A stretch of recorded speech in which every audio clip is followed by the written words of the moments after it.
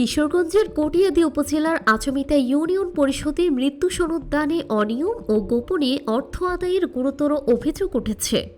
সরকারি নিয়ম নীতি উপেক্ষা করে সনদ প্রদানে সাধারণ মানুষের কাছ থেকে 500 টাকা করে হাতিয়ে নেওয়ার অভিযোগ পাওয়া গেছে। ভুক্তভোগী 5 নং ওয়ার্ডের বাসিন্দা স্বর্ণারানী সূত্রধর জানান, টাকা দেওয়ার পরই কেবল তাকে মৃত্যু সনদ দেওয়া হয়েছে। আপনার এই যে মৃত্যু সনদটা তুলতে আপনার কাছ থেকে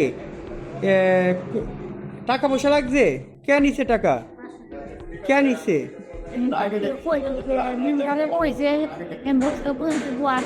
আপনার মেম্বারের নাম কি? শহীদ মেম্বারের নিচ্ছে আপনার 6 নং ওয়ার্ডে।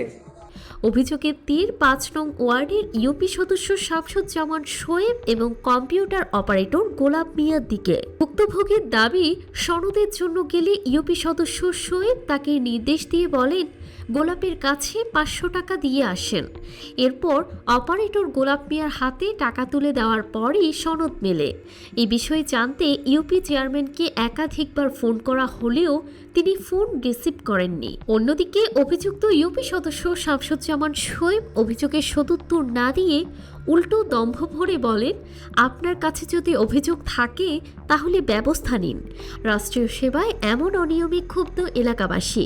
তারা দ্রুত নিরপেক্ষ তদন্তের মাধ্যমে জড়িতদের বিরুদ্ধে প্রশাসনিক ব্যবস্থা নেওয়ার দাবি জানিয়েছেন।